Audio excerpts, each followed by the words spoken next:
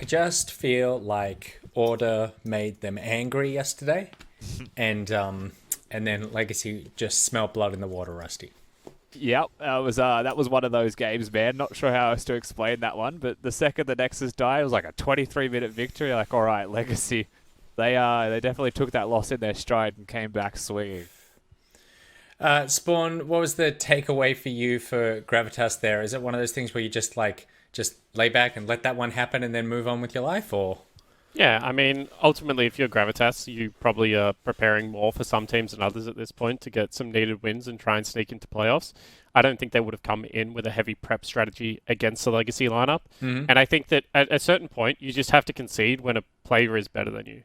And Raze in that game just shows like how good he is at League of Legends. And if you give him a free laning phase on Ezreal, like they tried to have some pressure, but it didn't work. The game plan fell a little apart a little bit in the bottom lane. He's going to have performances like that. So I don't think like if you're Gravitas, you can't really be down on that loss, right? There's a reason that Quinn's the best AD carry in the league at the moment, and he just showed it that game. He did indeed. Well done, Legacy. You're back. I take back everything I said about you yesterday. All right. Let's jump back into the Nick bag. Can we see the titles again? I feel like new titles deserve a second run. Please, roll the titles.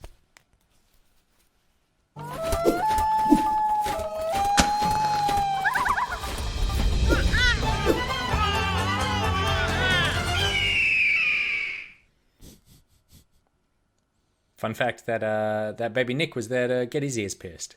All right, the first question comes in from an unknown person who says, I sometimes get violent shivers when adjusting to changes in temperature. Is this normal? Ooh, actual medical requirement question. I What do you know. reckon, experts? Well, this expert's going to Google it. Is it normal for violent shivers? Temperature change. The word violent makes me think that the answer is it can't be normal, as Yeah. an expert in this field. What do we 'Cause it's violent. define? What do we define as violent as well? Like how bad is that shiver that Have it to be gets near that? seizure level, right? Exactly. Like, that's a bad shiver. Like that's not good. No. Nah, I'm going to say normal. Yeah. I get this. Like, you get, whenever you change temperature, and that's why sometimes when you got a really full bladder and you go to the bathroom, you'll shiver because your bladder is actually quite warm because it's, central to your body and it's got a lot of liquid, and liquid retains heat a little bit better than solids at a lot of times. So, therefore, when it's gone, you got a big empty cold space inside you after that. So, you shiver. And, I think, temperature changes make you shiver. That's genuinely the definition of why you shiver, isn't it? Yeah, but adjusting to change, I guess going inside and outside for hot day air conditioning, I can see that. Ranger Bree in the chat says, this is normal. This happens to me. So I know it's not just one person. So there you go. So at least two people have this. I'm going to say ghosts. You're walking through ghosts, or ghosts are walking through you. You're in this. You're in the presence, the supernatural, and you should be scared. You should be scared. You should be shivering because they are vengeful, Rusty. Yeah, I mean, I see this and I would say don't go to the bathroom. If you're cold, just avoid going to the bathroom for as long as you can so that you shiver all at once after. Just be prepared. Have your hot water bottle ready. There you go. That is the kind of medical advice I was expecting. All right, next question. Also from Unknown. I should really remind people to give us the Unknown is just sending in a lot of questions, and I think we need to go to other people. Unknown is on death's door, apparently. I have 1 centimeter of ligaments missing on my hip after I broke it 3 years ago. Do you lot think I should break my hip to get it fixed because the surgery line is way too long? Now, keeping in mind, God. we cannot offer medical advice, but yes, that seems prudent. Logically sound. Medically, maybe not. I mean, I mean, will it get the ligament fixed? The answer yeah. to that is yes. However, will you potentially create more damage than what you already have sustained? The answer to that is also yes. There is a lot of blood that goes through your pelvis and hips, so generally you do not want to break them. They're also very painful and take a long time to recover. However, if you've already broken your hip Unknown, you definitely know all these things. So I feel like you're at least making an informed choice about what you're going to do. You know what? This one's too hard for me. I think I would have to phone a friend. Here's my question. they've already broken their hip. Yeah. Why do they think that breaking it again will get it fixed? Since breaking it is the thing that cost them 1 centimeter of ligaments in the first place. Oh, because that's how it works, Nick. And obviously, you didn't go to hip school like the rest of us did. I was busy on ghost shiver class. It's kind of like take one, give one situation. First hip break, you lose a centimeter. Next hip break, you gain a centimeter. It is very technical. There's lots of scientific reasons for it, but just take my word for it. Is this a break it by situation where stretching, right? Oh yeah. Oh, that's good. Yeah. So find the centimeter again through the break. Yeah. Also, it could be that you broke like your left hip and lost it on that side. So if you break the right, then this is just a balancing up situation. So you could just, I don't know how ligaments work, even what ligaments are, but I assume they have something to do with height. So you would just shrink in size by 1 centimeter overall, as opposed to the 1 centimeter slope that you're currently on. Yep. Okay, next question. Rusty, you're a personal trainer. Can you tell me exactly what ligaments are, and also can you prepare a food plan for me? Oh, you just coming at me with everything at once, Nick. I'm not even going to add context to that one. Yes. Yes. All right. The just before we get into the third game for the day, this question comes in from Pabu, and Pabu here revealing lots more than we wanted to know about Pabu. I have lots of hair on my belly, but very little on my chest. How do I get my chest to become more hairy? Should I shave my belly? Please help me, Nick. Okay, so I think I've spoken about these before, but I always get ads for them. There is like this hair growing kit. Oh, the roller thing? Has a roller that micro punches your skin. Yep. And a serum that stimulates hair growth. And I do not work for this company, but I have seen a lot of ads from this company. And it does seem to work. If you believe everything on Instagram, which you absolutely should, people have drastic improvement after using the hair roller with the serum. So I believe that you can buy it and have great results too. Why is hair on a chest a real man requirement? It's not. Hair is disgusting. Yeah. It's true. Because the more time you spend on this earth around hair, the more you'll dislike it. So you should just enjoy the fact that you don't have much on your chest. Humans should we should have breeding programs set up where, like, you know how you get like seedless watermelons? We should have hairless people. Only the hairless should mate? That's what I'm trying to say. China have the one-child policy. We have the no hair policy. I always used to say below the nose. No hair below the nose. So anything on top of your head you can keep, but anything else, just be hairless, medically my children. induced alopecia, is that what it is? Yes, absolutely. Spawn-induced alopecia, more like. Spawn-induced alopecia, that's right. While we're at the idea, and we do need to wrap this up, that we are promoting elective surgery, I would say you get a chest tuck. And what that is when you come over to my house during the finals, and after I remove the cyst from what's-his-face before, then I'm going to remove about a sort of 20-meter section of skin here. 20 meter? 20 centimeter skin. And I'm just going to lift that skin nice and tight and then stitch it back up here. So you get a cool scar, which we were talking about before. Very cool. I'm going to move the belly and I'm going to turn it into the chest. You're then going to get a full Iron Man chest belly button right here. That's going to be relocated. And then all that disgusting belly hair will become proud, bold chest hair, just peeking over the top. The fans are going to love it. All right, let's jump into game number 3 now that we've successfully done that. Also, I think I've got to buy one of these hair rollers just to see if they work. And I need it for here. Look at this. I'll get it shipped to you. I should get on it. All right, it's game number 3. Game number 3 is scrolling down. It is Direwolves versus Mammoth. This is the one. This is when Mammoth bring it back. I gave him a stern talking to yesterday after the disaster that was that game, and then they are going to bring it back. This is the first win. It's going to be against Direwolves, of course, who have been clawing their way up the table. So let's jump into game number 3. Direwolves versus Mammoth. It's coming up after the Max Jab Select. So I think that game against Direwolves will be really tough, but the chance to win is still there. So I think Direwolves are the number 2 team at the moment, and Miri is a really good jungler. I think he's he can contest for rank 1 in his role. So yeah, Dials I think are probably the strongest team in the league. They have really good players, so it's going to be a really tough match for us to come away with a victory. I think Dials is a pretty good team overall. I think they're all pretty strong players individually, so I think this will be a pretty good game. I think if Mubama pick Heimerdinger, then that game is real hard, but if no ladies pick, then pretty easy.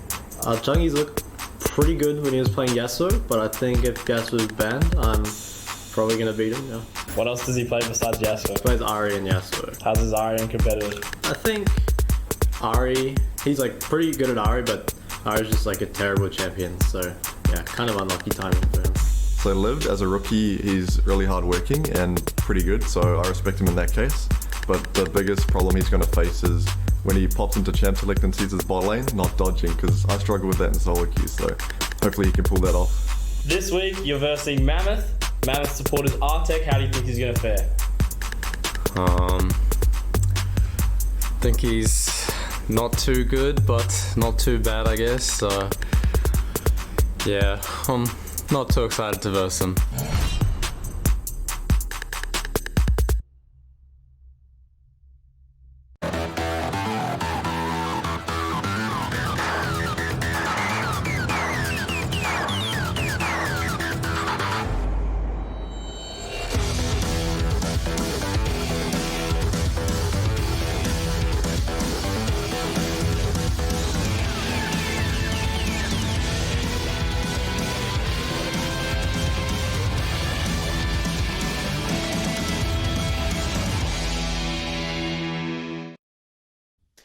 Well, here we are, Spawn, jumping into game number 3. Not too good, not too bad. I don't know if that's going to be a mantra to describe what the series could be. We're going to have to wait and find out, because for Mammoth, they ran it back with a composition once again that was quite similar, but there were points of frustration that I identified during that game where they were ahead, both with Mboma and Changi.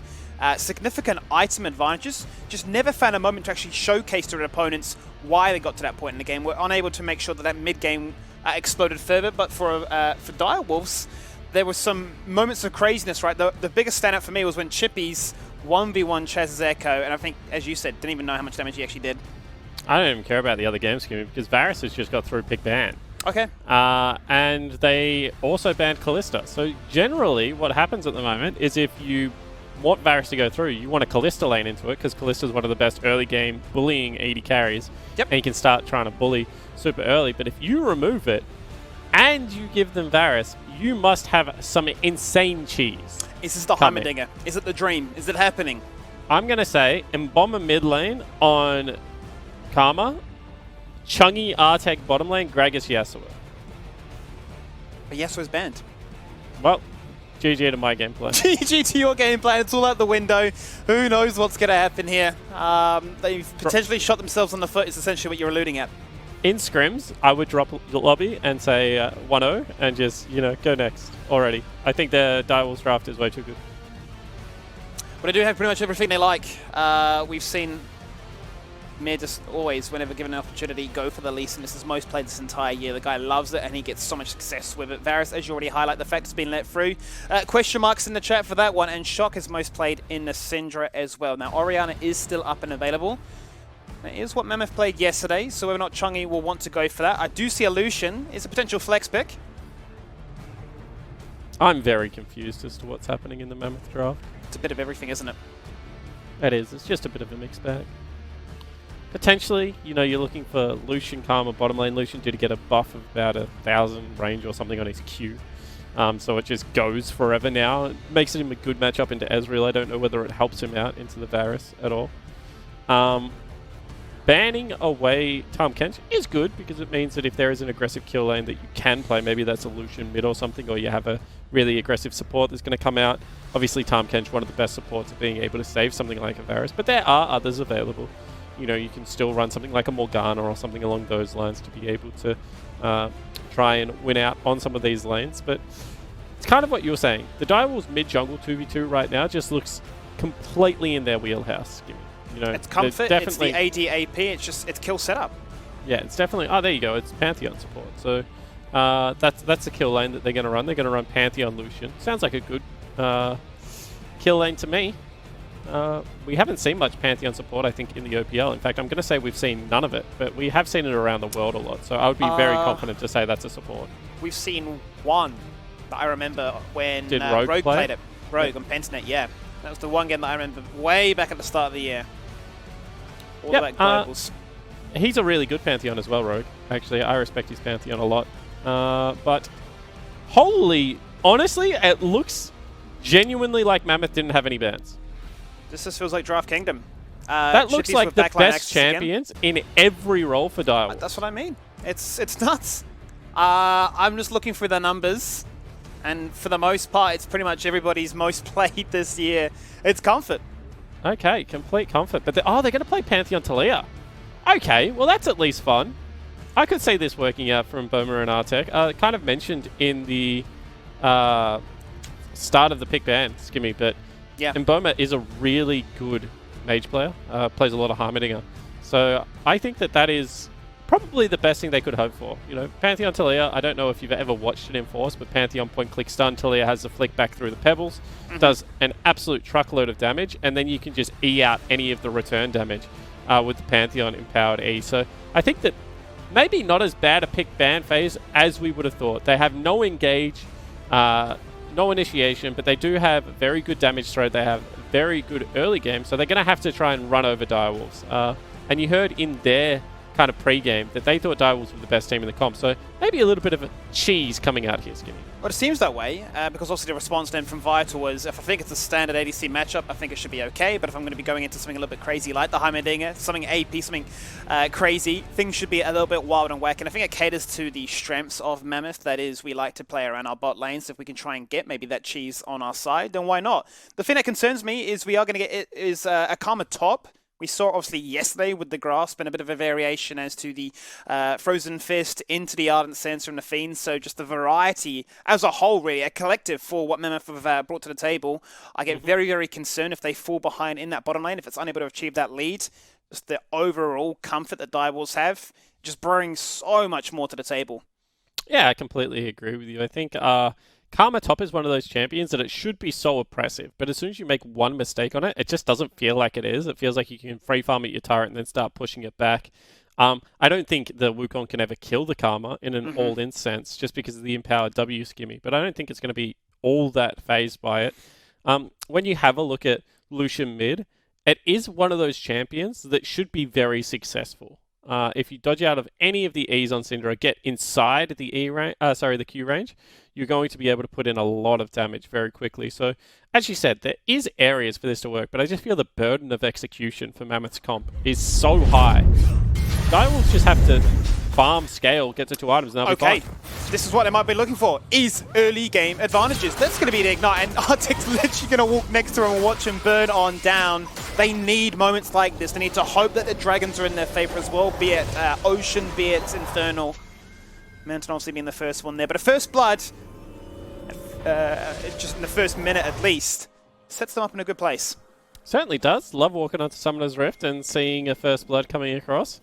You can see Cleanse has been used as well from Vital. So I would expect Bass to get a super leash here from Lived and sprint bottom lane level 3. He needs to be able to kill that lane again. Let's actually catch in to see how all things started. It was Vital scanning out information as Mammoth, well, they created something quite quirky. Okay, that's a strange death. Skimmy, I think is the way I would say it. I also think that's kind of a strange Ignite as well, because he was definitely dead. But let's put that one aside. It is going to be a kill onto the Pantheon support, who actually goes back and gets himself a longsword, Skimmy. No tank Pantheon here. Once damage potential lethality, I've seen it enough in my ARAM games, can do some very strong damage. What is the comeback, or what is the game plan here then, right, from Direwolf's bottom lane to try and answer to this? Well, I mean, he's a poke Varus. All you have to do is get a point in every ability and you're going to be able to win out on a lot of these trades. So I don't think there is actually a change of plan. You can't ever walk into Artek's range anymore, but I don't think you're necessarily planning on doing that, even with Cleanse available, right? So I think that game plan should be same. Get control of the wave, ensure that you're pushing in, ensure that you're landing those skill shots. the passive, going to take a lot of damage as a response. Will have potions and biscuits to top himself up, but it's not going to really deter from the plan, as you say. Yeah, and I always question those trades, Skimmy, because you've just stepped past the creep wave and taken a bunch of damage. Meanwhile, there is no cleanse here. Artek does have flash. That's on the prowl. He's got double buff. Flashes forward, guarantees the stun. Got a kill target in mind. It is vital. They want to ensure that he falls on down. Out goes the Aegis to negate any kind of turnaround. Direwolf's lucky to live. Yeah, very lucky to live, because you shouldn't be able to flash that, Skimmy. You should be able to layer it very, very easily with the stun. But not going to happen. Mid lane. Ganked. And I feel like we're going to have Dynamite, because Mammoth need to keep playing this game really quickly, Skimmy. We've already kind of mentioned it, but the fact that they're playing this kill aim bot now that they've burnt another summoner spell on the AD carry, I feel like this game needs to stay maximum. Well, they're going to come to the collision in the Dragon Pit. It's a 3 versus 3. Miru separated from the rest of his team. As Chung is going to be the first one to rotate. That's going to force a flash back into his own jungle. But the response is the same here from Mboma as well, flashing it to the safety across that wall as well. So a scuffle, once again, keeping the tempo high, as you mentioned. Direwolves continue to stabilize. I think Decoy is going to really regret that, actually. He used both summoner spells there. Flash and exhaust. Which means that if anyone gets caught right now, they're just dead. Well, they're in a whole bunch of trouble, and that is the combo that this possession, this Joro possesses, and very, very strong. They finally catch out Vital. They're not done just yet, though. They want to go mid. As Chuggy is the focus. Shock, very low on mana, is going to run down bot side to the protection of his jungler. Karma actually rotated all the way from top side too. Okay, nicely done from Shock there. Actually being able to conserve a little bit of mana. Actually kites out very nicely towards the control from Lee Sin. And there was no duo walking up the river as they had taken a recall, Skimmy. So good move from Liv there, who does seem to be having a fairly good laning phase. Ooh, okay. Doesn't pick up a kill, but Shock just continuing to bully out in this mid lane. A fantastic job, given the matchup. That's going to hold mid wave and catch things as the reset goes on out, and there was no real punishment potential as Lived was roaming on down because Chippies was actually back fresh off a shop. He's going to return back to this lane now with some extra damage and look for the trade, but as you highlight with the empowered Tether, gives him so much tankiness, so much strength to sustain. Yeah, and the thing is that Chippies has created a little mini freeze there, so Liv doesn't necessarily want him to be able to maintain that for as long as what Chippies would like. You can see that he's going to be near on the top side of Summoner's Rift, so needs to be careful as he pushes this one out, but an empowered Q onto the range creeps generally does allow you to hit the turret. Off the back end of that as well, Skimmy, you should just be able to maintain your teleport, walk back to lane. The best thing about a lot of these ranged into melees matchups, kind of what I was saying in yesterday games, it's not about building necessarily a huge CS lead, it's about having teleport advantage for anything that's going to happen on the bottom side. However, probably going to have to use it now. Well, that's why I start to wonder, right? If you're looking to try and keep the tempo in your in your court, then surely you're looking to try and contest these objectives, try and continue to force your opponent to respond to fights that may break out. It's a big reason as to why Bass continues to hover around the bottom side of this map as a result. Yeah, completely agree with you. And I think Dragon's going to be the first really important objective. Then I think that the Karma's going to do a much better job at 1v2ing, especially given the fact that is a 0-2 Vital down in the bottom lane. So you probably want to swap your kill threat in your Taliyah Pantheon lane into the top side and get yourself an 8-minute Herald as well. You need to be able to break open this map early, as you pointed out. Maintaining teleport, being able to balance these farming waves on top whilst the Bass is putting a lot of bottom lane pressure is certainly ideal for the Mammoth team. Well, you wonder what the response would be with Kalista being banned away and them allowing their opponents caliber of this level to have the Varus as their first pick, and it was crazy, but it is paying off so far as they are up by 1,000 gold with the first dragon for the name as well. A minute available and that Herald flip is very possible, but Direwolves know that that is a very real possibility. They're going to blindly hook into that brush. They're going to find Pantheon, but it's a 3 versus 2 situation. Would a teleport come on out? It's coming deep from the backline, but the damage is already done. One move it falls on down. Karma going to flash on forward and hits them with the Q. The damage is there. The Cyclone knocking them up, and they turn it around. Direwolves have had enough of this. They gift themselves a double kill back, and they equal out what was a very rough early game for Vital. And both of those kills going onto Vital is crucial. You can see that Chippy's responds with the teleport of his own. This fight is just such a good fight for the Direwolves because they actually had their jungler there. You see Mir goes very low. The good balancing of the aggro coming across from Decoy, blocking out a lot of those skill shots, will be able to live on the back end. It is going to be a 2-for-1 trade, and already a 3-for-1 actually, and already you can see what that has done for the Varus because he's been able to push out the wave. He's now even in CS. He's got an extra kill. Would not be surprised if he's now up in gold. Stabilizer the gold as a whole, stabilizer for him in particular, and it's going to allow him to now get his first lethality item complete in the Umbral Blade for fantastic vision control and sustained harass from afar. Talia is part of top side as Pantheon continues to roam around the bottom side of this map. Teleport's already having to be used there, but Mammoth still having their eyes set on strong early objective control. Small blip on the radar for them. Let's see if they can look to try and continue that aggression as Direwolves no doubt are going to look for a contest of their own.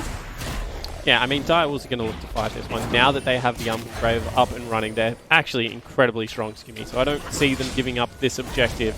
They don't have Chippy's ultimate, so they need to play it slow. But I think they should be quite fine taking this team fight. Big outlier also has to be, bear in mind, Spawn, that their bot duo do not have their ultimates, but Mammoth do. Yeah, but Talia's ultimate's not really that useful in combat. Artek's ultimate once the fight starts as well as going to be useful. Chippy's gets caught. Chippy's is in a whole host of trouble right now, but can just use that clone to disengage himself out as Decoy continues to zone with control and vision as they are squaring up these piercing arrows from afar.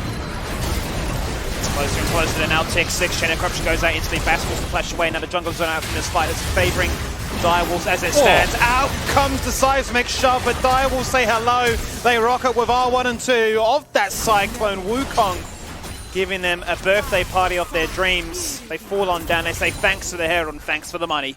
Yeah, and I mean, that's just a really great team fight coming across from the Direwolves. They tickle them, they keep them interested, they corral them towards the choke point, Skimmy, and then when it's time to go, all of the members looking for the exact same initiation. Really well played. They're now 1,000 gold up in this game. And whilst the unconventional comp had a really good, very early game, it has started to fall off. And this Lucian mid just continues to get bullied out. That's so crazy, because I was definitely looking at that to be a lane where Chunky could get some very desirable trades off, keep Shock at bay, especially with the Nurse and 10-13 to the Q minor cost, so should have priority in that lane, but Shock, one of the best mid laners in the OPL, knows what he can do on a pick like this. There's a reason why it's his most played. He's got the Dark Seal online as well right now, expecting these fights to continue because it is very much early game favoured for Mammoth. Artek has now got himself the first of the serrated lurks to continue to try and be a terror if they do find a pick target to jump upon, but that's not going to be any real concern here for Direwolves. They pick up that Herald as a result of that successful skirmish. They're going to break through the first turret top lane. Yeah, they certainly are, and there's no real response anywhere on Summoner's Rift right now for the Mammoth lineup, so Direwolves going to be able to take themselves nearly a 2,500 gold lead. We are going to get one of the good dragons spawning, Skimmy, so if Mammoth get the next dragon and maybe an advantageous team fight, this game can still be salvaged. However, if it's going to be another Direwolves team fight win and we get something, I don't know, like a Fire Drake for them to start stacking up, it's just going to be very, very tough to be able to pull it back. I feel like the next team fight in 30 seconds is going to be crucial. The big determining factor as to what kind of course we're going on, where this game is going to end on up. It was what we were after, given the nature of that first blood that favoured Mammoth, that they would want some very good dragons to try and control that tempo and be rewarded with some great buffs to stabilize and continue to be the ones in lead. And they know how important this dragon is right now. They're going to be the ones that are hanging around in the enemy jungle right now, waiting for that first rotation to take place. Direwolves, disciplined, experience, will know what's up. I'm going to have some vision go down before they go for that initial face check. Face check does happen. Chippy. Doesn't actually, as Chippy jumps on in. Very low is his health bar, but it's just not going to be enough. The amount of CC they have when they all come together. He jukes Def at 20% and knocks them all up and gets himself a double. I'm just so confused as to where the response was from the rest of the Mammoth lineup. It looked like Chippy's face checked them, took all of his health and damage, but then Direwolves just arrived first. Skimmy. Ultimate going to come out there from Vital, and it is going to go wide, but that should be the dragon falling down. Chungy taking half of his life from the piercing arrow as well. And you see exactly why Varus is banned. He just has so much control right now on Summoner's Rift. Kind of strong from the first longsword he buys until the end of the game. And Mammoth not going to get anywhere near this dragon for a contest. And he's going into 5 squishy targets. It's going to be very easy for him to continue to be a nuisance with the lethality build. Mir's going to say thanks to the dragon, gets it, dashes out with the safeguards, and won't grant Mammoth any kind of retaliation there. Yeah, and I mean, good attempt to be able to get in there, but Mir obviously has the ward to be able to get over the back of the pit. Mir still trying to protect his jungle here. He's quite interesting. Once this red buff is very low, but Vital coming over to help him out. And you can see the Direwolves just very composed. They know their top wave's pushing out. They are technically losing farm right now, but it is going to just be Shock sitting mid lane and the bottom lane taking a recall. And they're up in the CS department already. Not to mention the fact that they do have themselves the 4,000 gold lead, so I feel like that would be very confident that they don't need to do anything special for the rest of this game. They've kind of weathered the storm of the early game picks. They've set the Lucian behind. They've got 2 kills now onto this Syndra, going to be in one-shot territory for absolutely everyone on the map as soon as he picks up. Potentially a Ludens, might still see the Hextech GLP come out. And the poke battle is just, I feel like, unwinnable for the Mammoth line. It's definitely feeling that way. It's something that you highlighted in the draft, that their lack of initiation could hurt them, that they would be so damn reliant on their bottom lane snowballing well. They look good from the get-go, but they've stabilized, and now every matchup is winning in the CS department. You can see the gold leads as a result. It's just everywhere, right? Everywhere apart from support, it's just heavily Direwolves favoured. At least 1,000 gold. That's where you're going to get the 4 from. Support relatively even. Artek obviously the beneficiary of a couple of early kills, maybe the first blood putting him over the edge. Probably is actually going to lose. Shock meanwhile in the top lane. Taking 2 top side as junglers get aggro, and Miro showcases what his Lee Sin can do. Why is his most played so far. He's going to rock up and back up shot to say let's get a double kill, but the rest of the fight will happen around the middle lane. As Lived will juke, dance and jive, but eventually will fall on down. Your turn, Chippies. And I will also basically saying, I want to get on the action. I want to win my 1v1. I want to win this 2v2. That's a triple kill, all things done. No response here from Mammoth as they're unable to get any kind of retaliation plans. Yeah, and that's exactly what just happened. Although Pantheon ult now into the bottom lane skimming. Now this is interactive. I'm liking this. He's going to flash away, but Arctic will respond and will connect. He'll get himself another kill, and that will dampen the side lane pressure. But quite honestly, Direwolves aren't going to mind this too much. They achieved themselves the first mid turret, and top wave still pushing as well. Yeah, and what happened there was like we kind of had a 2v2 scuffle in the mid lane that Direwolves were able to win. Then 2 1v1s topside, the Direwolves won both of them. Chippy said he wants to get in on the action. He wants to be able to win his 1v1 at the same time. Artek kind of cheated there with a semi-global ultimate, so really well done from the support of the Mammoth lineup. You can just see kind of at this stage of the game how strong the Direwolves comp is. And this is where things like gauge and ease of execution become really key, because if you're a little bit behind, you know that you have to be able to pick your moment to execute a team fight. And I just don't know what that looks like necessarily. Generally, it would be in a bomber flank into an Artek ultimate to try and get things, started skinny. But if you don't have the 4 items you need on Artek to be able to fly in and at least pose some sort of threat, worst case scenario, they ignore him and just turn around and kill someone else. And I guess best case, he probably has to give his life at the start of the team fight for there to be any action. I feel that the same way, in the sense that there's no way at this stage they're going to win a full 5v5, not down by 6k gold. Weaver's Wall could be crucial in looking to split apart Direwolves, break their ranks, and potentially find a kill when they can couple their CC all together. We are going to get the Iceborne Gauntlet once again coming out of this Karma. Similar initial opening from yesterday, and it won't be the GLP for the Syndra. It is going to go for the full damage rack, going to go for all the CDR and all the damage with 7 stacks and a Dark Seal, and Luden's Echo to couple with it. And now I want to see how Direwolves close out this game, right? Because they did have the rough early game, we mentioned about it. They die level 1, and then they die in lane again. But they've since then put it back quite nicely. And you heard in the interview that Mammoth kind of consider Direwolves one of the best teams in the competition at the moment. So they must have, had some experience playing against each other. So this is where you get to judge the Direwolves. And this is always a fun thing about the OPL. Gimme. It's not about can you beat this team, it's about how you beat these teams in a lot of the cases to be able to send that message. Face check coming across.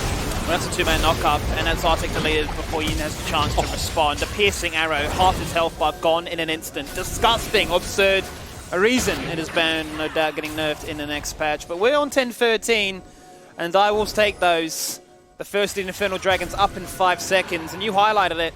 The more of these they get, the better they become the ones in the leads. Yeah, I mean, Infernal Dragon is just insanely good for this composition. Everyone but Decoy uses it to the utmost. The raw stats coming out for the Wukong, for Shock, as well as Vital. And they're going to be able to pick themselves up double objectives against Skimmy whilst still defending the cross map. You can see Wolf's being taken away by Vital. Blue buff can be taken away as well. They're just ensuring that there is no play right now for the Mammoth team to make. Mammoth would love to sprint into the topside jungle, but as they know that only one person was doing that dragon, they can't really go for any form of play here. Direwolves continue to grow that lead. Now 7,000-ish gold up, 6.5. And continue to just ensure that this one's going to be the clean game that we expect it to be. Feels like to me now, when it comes to objectives, it's going to be obviously incredibly tough to try and contest, whether or not there's a world in which they wait for a soul point before they decide to go for an all-in collapse, trying to achieve as much early game power or mid-game transition power as possible. One thing that is noteworthy is that they are finding the majority of their success when Artek does have his flash available. Currently down, but whether or not they will be able to find and catch out members on rotations as they look to continue to abuse this map control. 3 turrets to none at this stage. They will continue to look to place down vision deep in enemy territory, and maybe that is a part of the match in which Mammoth can look to try and turn around things. Just a cheeky Magi picked up as well for Shock. Only got 7 stacks right now. Goes back, gets himself a book, some light reading for the team fights ahead, Skimmy. And as you mentioned, why not? You can see the damage coming out of Vital as well on these piercing arrows. Sometimes it surprises me when you play Varus with a mana-hungry mid laner, because I do feel like he functions so well with blue buff at this stage of the game. But you can see Direwolves just putting all their effort into controlling top quadrant. Chippies does have himself the teleport. There are some really nice flank teleport wards on the backside of red buff if it's a river, and you know, as you can see near the base gate there, if it is going to be a fight in the jungle itself. So across the board right now, just control for the Direwolves. And this is one of those comps that you can just be unrelenting with your pressure. You have the ability to just throw skill shots at people underneath turrets and see if you can take them down. Stun will land there. No follow-up on Tony just yet. Stunning in a whole lot of trouble right now. Going to get locked up in place once again. Used to the cleanse and used to the flash. Now he's completely zoned from the fight. Doesn't even have his ultimate, so he can't literally do anything. But Artek will turn things around once again. I told you, the flash was there and they find kills, but they're playing around on a very long cooldown to try and find any kind of trade. And as that happens, the Herald will summon mid. Chippies breaks through the tier 2. Okay, really well played from Artek, because he kind of dissuaded any further dive coming across, right? He was the person that on the back end of the fight made sure... Whoa, Chippies does a lot of damage off that Q. Who wins to give him call it? Chippies takes these. The one with the spider. What I was going to say though is that Artek, like his jungler, mid lane and yeah, it was jungle, were actually in danger of being dove there, but with a very well placed ultimate, was just able to cut off any kind of retreat and actually took himself up a kill. So whilst they're still losing these objectives, he's trying to keep them in the game, Skimmy, as much as possible. So he is. It's going to be an uphill battle, and the timer is definitely being set here, as the next dragon will be up in under 90 seconds. 2 lethality items complete for the Varus, continues to showcase what it can do from afar. Stone plate on Decoy is noteworthy as these ultimates continue to knock up multiple members, breaking up the flow of things and interrupting the CC train that Mammoth are trying to use to find that one pick. So now Baron spawn. It's going to be another Fire Drake coming up in a minute, Skimmy. I wonder where we get, you know, the priority of the map. You can see Shock still topside. He doesn't have teleport, so he's probably going to have to walk down after this one. We keep going back to Vital, but the amount of control he has over mid lane means it's very tough to get to either objective first right now. That's why we talk about mid lane push as being one of the key factors in League of Legends, and you can see that coming out pretty clutch right now. Artek goes in again. He's looking for but there are members to back him up, and without that Aegis to protect himself from the onslaught that followed, he's in so much trouble. Vital going to flash on forward aggressively, just look for the 100-0 on the jungler. But Midley will flash out of that one now, and the turret. Arrow after arrow, they are in so much trouble. They're going to look to break through the mid inhibitor at 22 minutes into this game. A 4v5 that would for sure favor them. This is some very decisive gameplay. Kick actually comes across. He's gone. He is, Skippy. He no longer exists. And he is too. That's a double kill now. Chippy's is having so much fun. Thanks for the money. I'm playing Wukong, and this is what happens when you give Direwolves all the comfort picks in the world. You can draft cheese, you can draft crazy. Can't achieve much more after the level 1 stabilize from there. Well, Direwolves have just punished it as the reason they were in the grand finals of Split 1. They can now transition that pressure from a mid inhibitor into their third dragon. More damage, more numbers. Certainly is. Just a ton more stats coming across for the Direwolves lineup, and you can kind of tell that this game has pretty much run its course, Skimmy. After some good early game pathing coming across from Bass, I really feel like Mir's counter gank on the bottom lane just sealed this game as the teleports came out. Mammoth just haven't really looked to be able to get the, I guess, composition, you know, the Talia wall into the Pantheon ult, into maybe a key target like Shock or Vital, getting stunned and killed instantly, down. So you wonder how they generate that now without having a mid lane inhibitor. They're already struggling with the push. Your Direwolves, you don't have to go river here. You can just continue to push mid lane out. I don't think that they can do Baron in any quick time at all. But they just might face check it anyway, Skimmy. Why not? Yep, they're going to continue to do the face-checking tactics right there. So Hook will, or sorry, a Nedley Spear will land, and Hook will follow eventually. That damage, you saw it, it's gross. There is no other word to describe it. Pantheon will fall on down there, forced to flash away, but Decoy and the boys say, where on earth are you going? We have so much CC. This is what a full 5v5 looks like. If you don't find the pick, then we'll show you how to skirmish. Only Liv survives, and with a build looking to empower his teammates, he's got no teammates to find. And they're going to look for a game-ending play at 24 minutes in. Yeah, this is an absolute shellacking, Skimmy. It's going to be the Direwolves. They're going to pick it up in sub 25 if they want to, looking for Liv instead of just closing out the game. But what a decisive victory this has been. Certainly has been. Arctic with one last chance to showcase what this Pantheon can bring to the table. It's not going to be enough. Sub 25 is where we're at. Direwolves will rock on through and smash it out here in game number 3. And when you pick an early game comp and you lose in 25 minutes, Skimmy, that's a feels bad, man. But you can see that the Mammoth lineup, they tried. They had a very good strategy for that bottom lane. They did let through the strongest champion on the patch and tried to punish it. But credit to Direwolves, they stuck to their guns. They had comfort across the board, as we kept mentioning. And they were just the better team on the day. They certainly were. We have one final banger to close out week 5 after the break. It's the big one. It is Pentnet.gg taking it to order.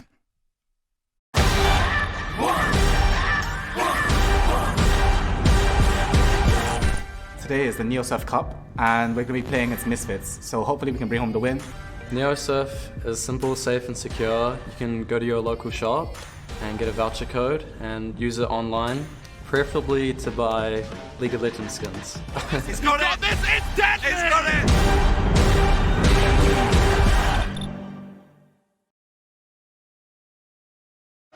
Welcome to the 2020 OPL. I am Nick Boy Richardson. And that's a beautiful hemo play. Got to multiple members. He gets himself a double kill. It's Ray's doing what he does. The team fight king.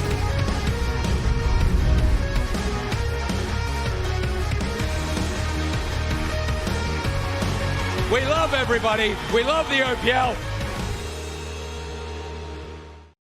If you're craving the taste of your favourites, head to Macca's for a fast, safe and contactless drive-through experience. For your Macca's run, contact-free, we'll be here.